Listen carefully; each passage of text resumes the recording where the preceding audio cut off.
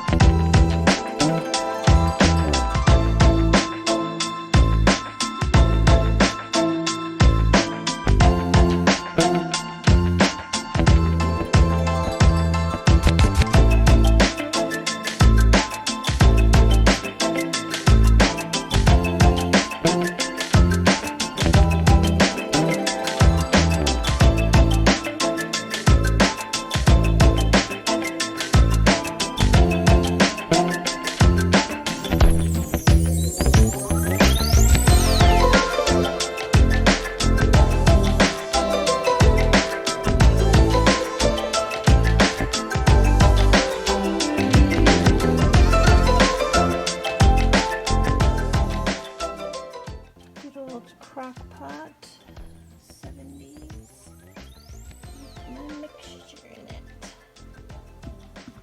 It's really just like a hot plate. I'm going to try the iron method this time instead of baking it in the oven.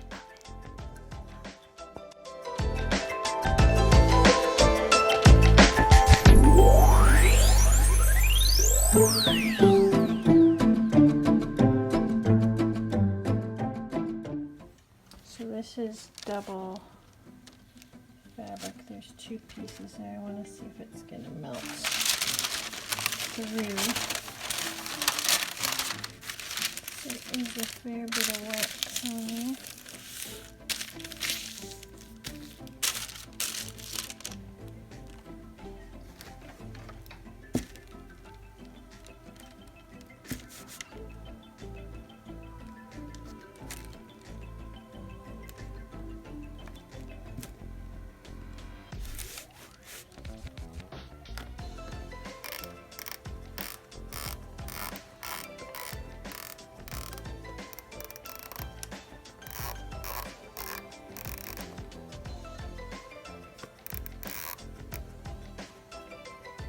I don't like the iron method because it doesn't melt everything at the same time, so now I can't pull these apart. So I'm going to do what I did in my initial video in the spring and layer a waxed wrap, non-wax, layer it, put in the oven, and then I'll peel them apart. That seems to be the easiest. But otherwise I'm really digging this fabric.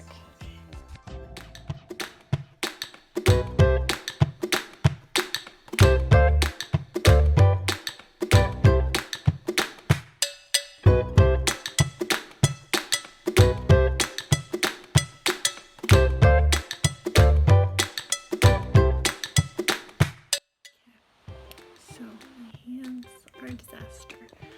I've layered the wraps, dipped in wax, not dipped in wax, so on and so forth.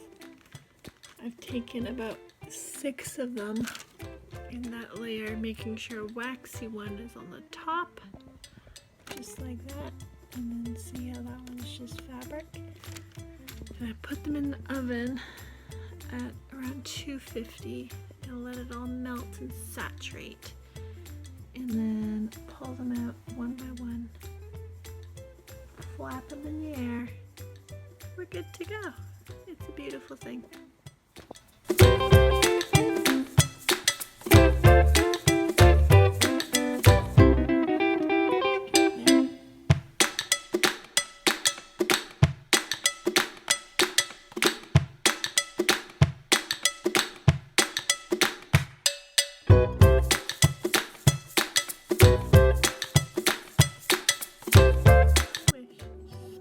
Vision was a thing because it smells so good in here right now. Love that smell. Anyway, just trekking along here. They seem to be melting pretty nicely together. Doing about 5 or 6 at a time. And hopefully I'll get through these 50 bee patterns tonight, and then I have another 50 yellow circle ones to do as well.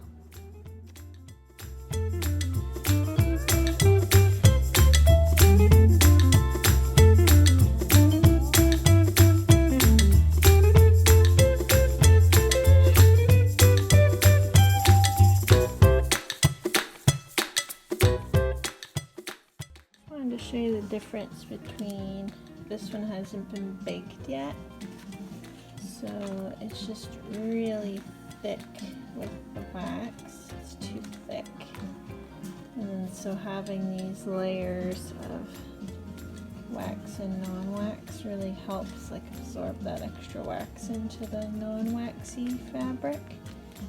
And then these ones have been baked. You can see it's like lighter, it's all even and nice.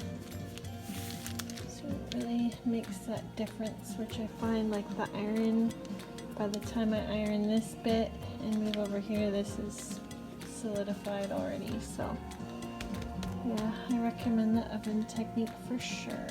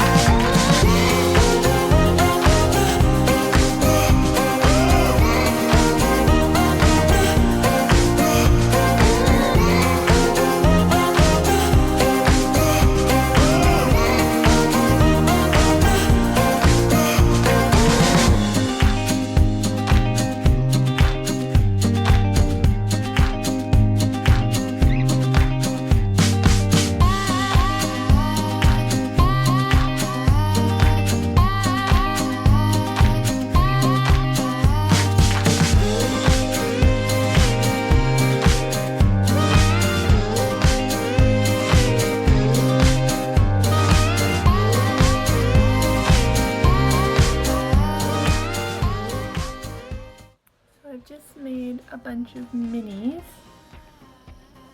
and I've done 4 stacks of them so that like when I'm placing them out of the oven, that stack, like I just kind of go around counterclockwise and put a new piece on top so that it doesn't stick to the other ones, because the other ones are cooled down already. And then that way when I'm putting my variety packs together,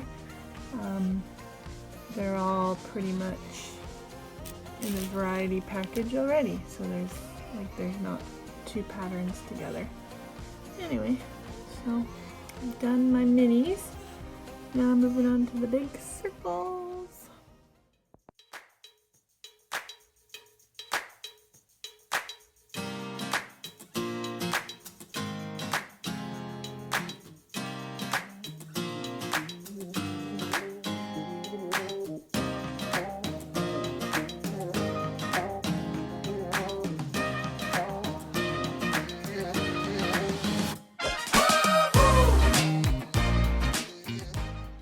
Ran out of wax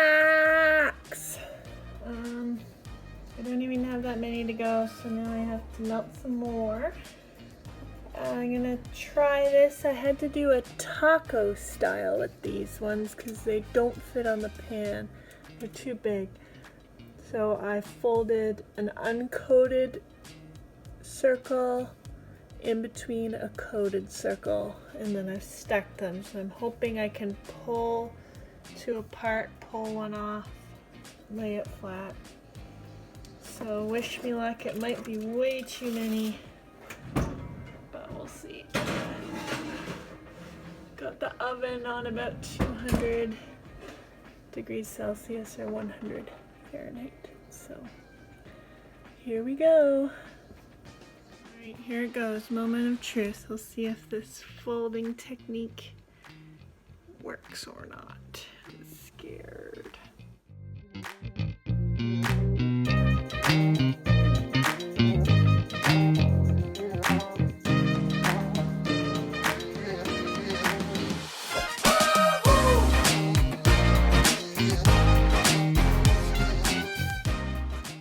So it is working. It's just that it only goes down like a couple layers and then the wax isn't melted in the middle. So I put the last two back in. Just gonna let it bake a little longer so it heats right through, and then I'll keep checking.